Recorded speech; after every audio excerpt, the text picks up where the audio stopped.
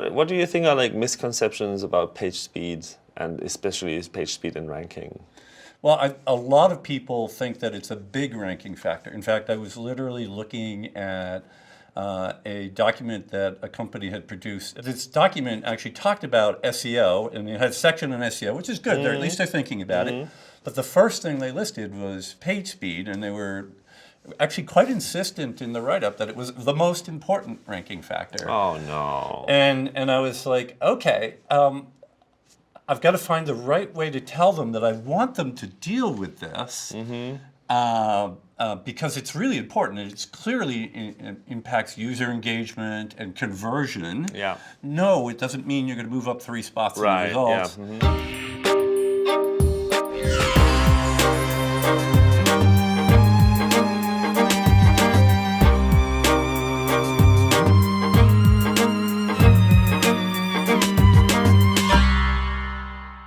Hello and welcome to another episode of SEO Myth Busting. With me today is Eric Enge, and would you like to introduce yourself because you're doing so much stuff?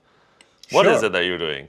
Well, I'm a general manager of part of the digital marketing team at Proficient Digital, and altogether we do, SEO, content creation, content marketing, pay-per-click, analytics, conversion rate optimization. Trainings, Twitter, conference speaking. Yeah, that's a fair amount of stuff to keep us busy. A fair amount of stuff to keep us busy. But today we're going to get busy talking about page speed. It's a great topic because so many people get it wrong. Oh, yeah. It's quite a deep topic as well. Yes. So, what kind of questions do you have around ranking factors, page speed, and page speed in general?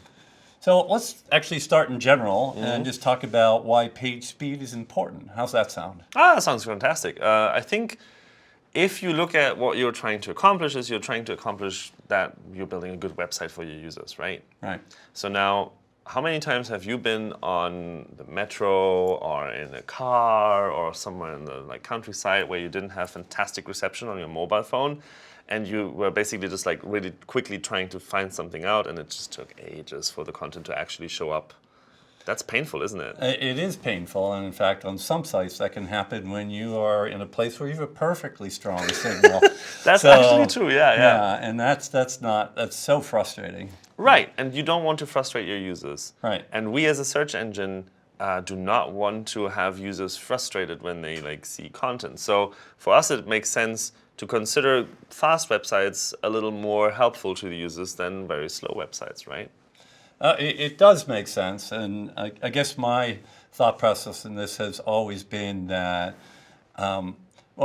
yes, it's likely that you're using at some level as a ranking factor, but you can't make it such a strong ranking factor that you won't show the most relevant content. Oh, yeah, absolutely. So, right? If you have bad content, if you're the fastest website out there, but the content is not great, then that's not helping you. Right. Yeah. I mean, to get the content you don't want quickly is probably not what the user's looking for. Exactly. I have a blank website. It's the fastest website ever. What's the point? Yes, exactly. Yeah. So, but it does make sense to consider it at least at some level. And there's actually a fun pair of statistics. I think they're both from Google. One is that something like 53% of sessions are abandoned if it takes longer than 3 seconds for the page to load. And then the companion statistic is, and I think it's a little bit old, but still, the average page takes 15.3 seconds to load. Oh, yeah. What a frightening combination. It is frightening. It's frightening. And it's so many different factors, right? Sometimes it's slow servers, but sometimes it's just the server responds really quickly, but then there's a ton of JavaScript that has to be processed first. And JavaScript is a very expensive resource because it has to be fully downloaded and then parsed and then executed. Right. But yeah, so we keep seeing this, and everyone knows this, and anecdotal evidence is there as well. You have studies, you have the anecdotal evidence of you sitting in front of a website going and just imagine being on a metered connection where you actually pay by megabyte when you fly or something. It's you can buy 20 megabytes for 10 euros or something, and you're oh, okay. Open one website. You said, what was it? 15 megabyte is the average or something, right? Well, it's 15.3 seconds. 15.3 seconds. Yes, but yeah, so you can just imagine how much data you were pulling in these 15 seconds. Yeah, in fact, I did see, I really was looking at this just yesterday. There is this data from Think with Google where by market sector it shows the average web page size. And they're all Oh, in yeah. the megabytes in Oh, yeah, every yeah, yeah. market.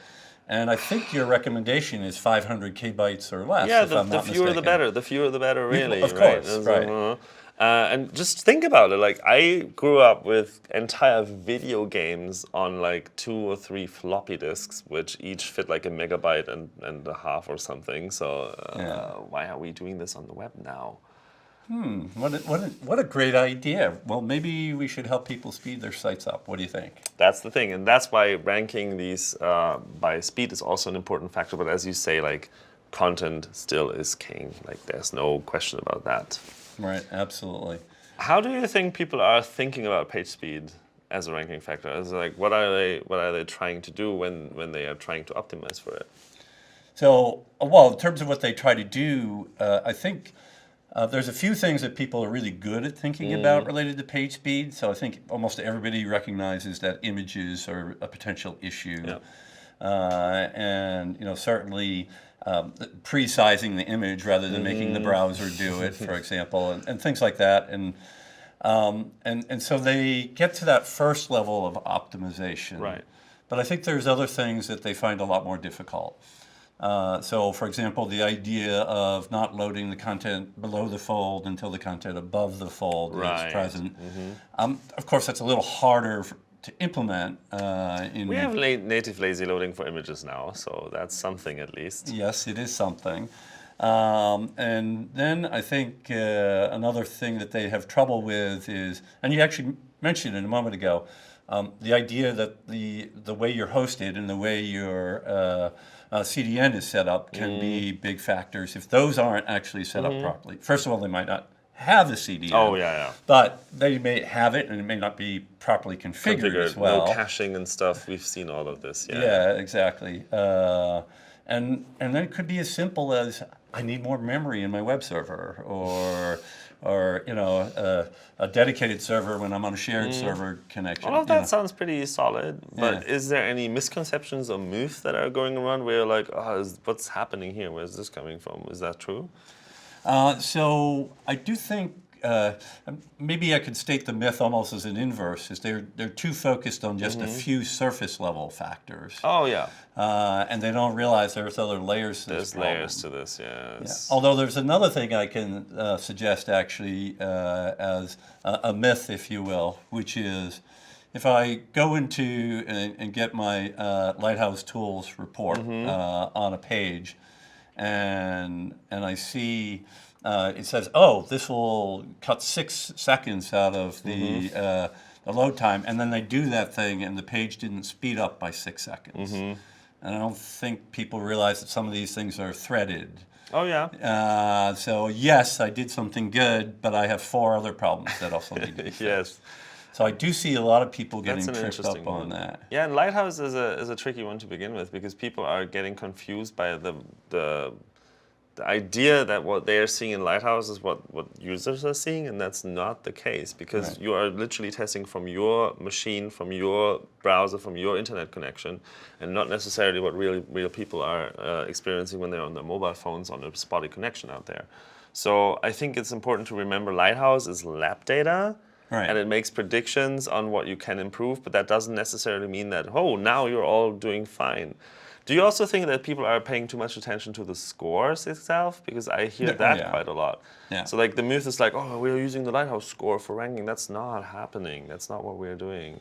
Right. No, exactly. In fact, they get too attached to that score. And sometimes it misleads them into thinking that they're doing just fine when they actually still have problems. Yeah. And another area that I see people running into is it works fine from my phone, but the user doesn't have such a nice phone. So you have to remember that there's different devices. Yeah. And you could see that in Google Analytics. You can actually figure out what kind of devices you're seeing on your site, and then you can specifically try to understand. The best way would be to buy one of the phones that is most prevalent on your site. Yes. And like have a look. A very interesting idea.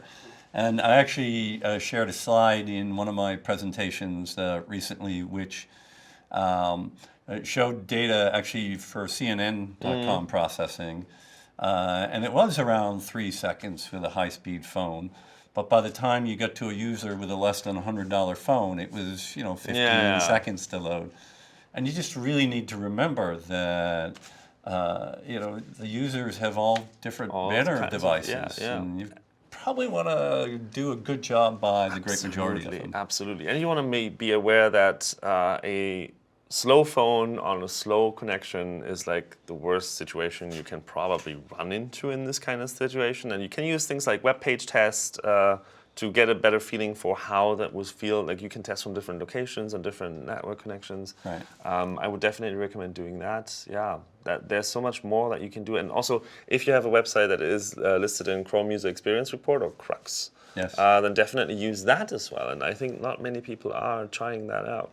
Right. Well, it's good to get real world data, real user metrics. Absolutely. Yes. Yeah, absolutely. Well, and in fact, you could broaden that piece of advice of well beyond the page speed conversation, by the way, right? Because it relates to all manner of aspects of things around mobile, for example, because we have everybody who designs for a desktop and then tries to slam that down into a mobile phone format. Yeah. Well, maybe design for the mobile, and then it's kind of easy to figure out how to render that on the desktop. Exactly, you have more screen estate, so yeah. Yeah, no, exactly. But for the page speed conversation, absolutely, you just have to do that. Definitely, right. And yeah, I mean, it's such an important thing. And people, do you remember the entire controversy when people are like, AMP is a ranking factor? Oh my, yes.